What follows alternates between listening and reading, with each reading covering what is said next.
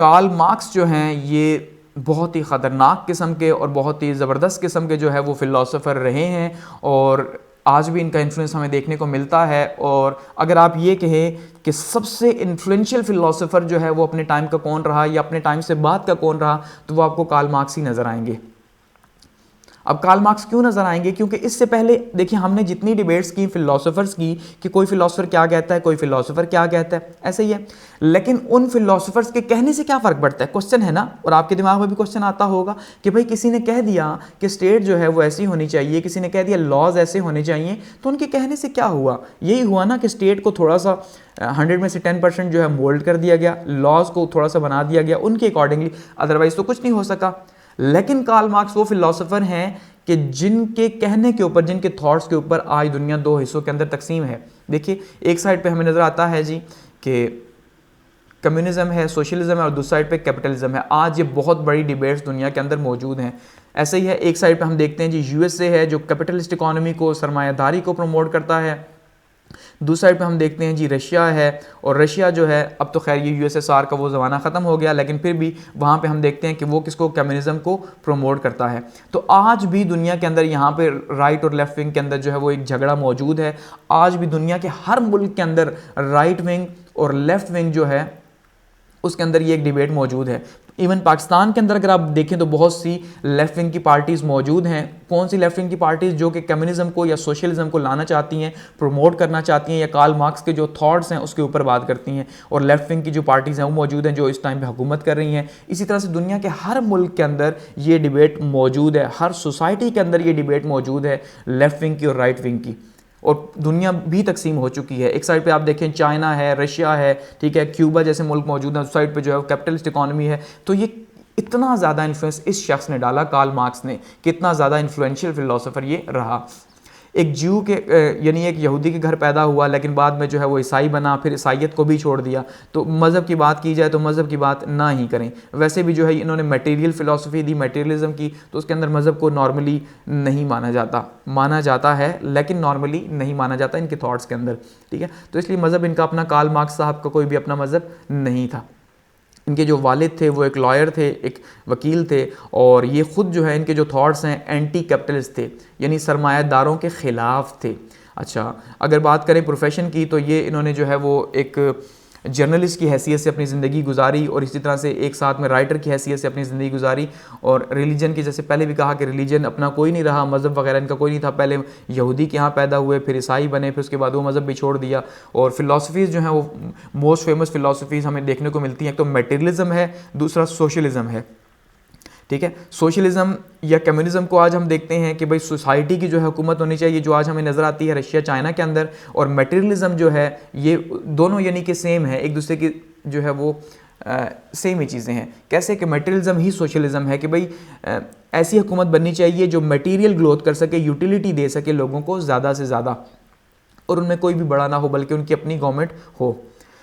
Labour के ऊपर बहुत ज़्यादा बात की, मज़दूर के ऊपर, क्योंकि इनकी सारे की सारी फ़िलासफ़ी मज़दूर की रही। इन्होंने जो हुकूमत जिसकी बुनियाद डाली वो मज़दूर की हुकूमत की बुनियाद डाली, सोशलिज्म की बुनियाद डाली। तो सोसाइटी के अंदर मज़दूर हैं, तो कहा क्यों ना ये जो चंद लोग ऊपर बैठे हुए हुकूमत कर रहे हैं इनको यहाँ से रिमूव किया जाए, और ये जो इतने ज़्यादा लोग यहाँ पे मौजूद हैं इन्हीं में से 2-4 लोगों को ऊपर बिठा दिया जाए और ये हुकूमत को रन करें।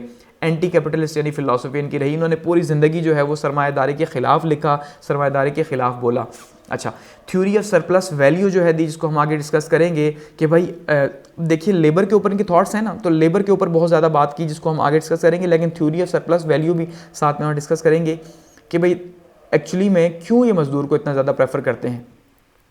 मार्क्सिज्म इनकी फ़िलासफ़ी को कहा जाता है, और इनकी जो बुक्स हैं 2 बहुत ज़्यादा फेमस बुक्स हैं। एक कम्युनिस्ट मैनिफेस्टो है 1848 के अंदर, 1848 में जो है आई, जिसके अंदर कम्युनिज्म के कुछ रूल्स वगैरह हमें देखने को मिले, उसके ऊपर डिबेट की गई। और दूसरी जो है वो दास कैपिटल है 1867 के अंदर जो है वो फर्स्ट टाइम पब्लिश हुई, और इसके अंदर भी जो है वो सोशलिज्म की डिबेट हमें, या मुख्तलिफ़ किस्म की इकॉनमीज़ जो हैं दुनिया के अंदर उनको डिबेट किया गया, यहाँ पर डिस्कस किया गया।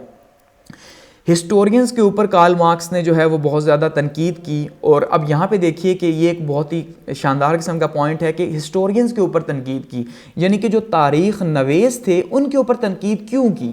इसलिए कहा कि जो हिस्टोरियंस थे उन्होंने हमेशा से बादशाहों की किस्से कहानियाँ लिखे, मजदूरों के किस्से कहानियां क्यों नहीं लिखे? ज़रा आप देखिए, ज़रा कार्ल मार्क्स साहब को कितनी हमदर्दी थी मज़दूरों से। कहा कि भाई जितने भी तारीखदान गुजरे हैं उन्होंने बादशाहों की किस्से कहानियाँ लिखी, और हकीकत यही है कि हमने आज तक किसी मज़दूर का किस्सा शायद ही पढ़ा हो, लेकिन बादशाहों के किस्से पढ़े हैं, फ़लाँ बादशाह ऐसा था, फ़लाँ ऐसा था। तो कहा ये हिस्टोरियंस ने जो है बादशाहों को बड़ा बना दिया, मज़दूरों को छोटा बना दिया, लेकिन हकीकत में ऐसा कुछ नहीं था। तो इसलिए हिस्टोरियंस के ऊपर जो है बहुत ज़्यादा क्रिटिसिज्म किया।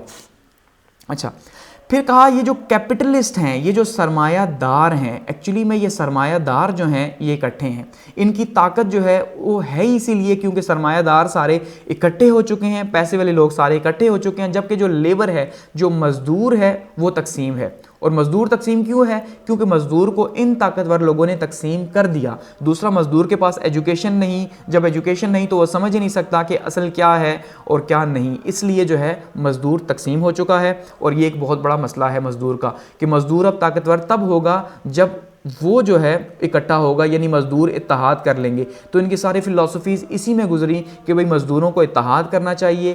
क्यों इत्तेहाद करना चाहिए? ताकि वो अपने लिए खुद अपनी हुकूमत बना सकें और इन चंद सरमाएदारों को उठा के परे फेंक सकें। अच्छा, इसी तरह से कॉन्सेप्ट ऑफ एलिनेशन दिया। अब यहाँ पे कॉन्सेप्ट ऑफ एलिनेशन को अब देखिए ज़रा, सरप्लस वैल्यू की अगर हम बात करते हैं, देखिए एक मज़दूर है, ये एक फैक्ट्री अगर हम बात करते हैं कि ये एक फैक्ट्री है, ठीक है। अब इस फैक्ट्री के अंदर अगर लेबर है, मज़दूर हैं, तो मज़दूर इसका मतलब कितने हैं? अगर फैक्ट्री है तो 400 मज़दूर हैं यहाँ पे, तो 400 मज़दूर हैं तो उनको मैनेज करने वाले कितने लोग होंगे? ज़्यादा ज़्यादा 10 लोग होंगे। 10 लोग जो हैं वो कैपिटलिस्ट, या कैपिटलिस्ट तो एक ही है लेकिन 10 लोग ऊपर बैठे हुए हैं, तो एक कैपिटलिस्ट जो है उसने 400 मज़दूरों को रोज़गार दिया हुआ है। अब होता ये है सरप्लस वैल्यू के अंदर, ठीक है, कि एक मज़दूर जो है, अब ये जो सरमायादार है इसके पास पैसे बहुत ज़्यादा हैं, ये क्या करेगा? ये रॉ मटेरियल, खाम माल जो है, खाम माल लाएगा और खाम माल ला के उसका ढेर लगा देगा फैक्ट्री के अंदर। और अब इस खाम माल से ये जो मज़दूर है अपनी मेहनत से और अपनी लगन से जो है इस खाम माल से कोई चीज़ तैयार करेगा। जैसे अगर खाम माल की बात करें, लोहा ही लेके आ गए, तो लोहे से जो है वो स्टील इंडस्ट्री खड़ी होगी, स्टील बना या गाड़ियाँ बनी या मुख्तलिफ़ चीज़ें बनी, तो वो किससे बनी? वो मज़दूर की मेहनत से बनी।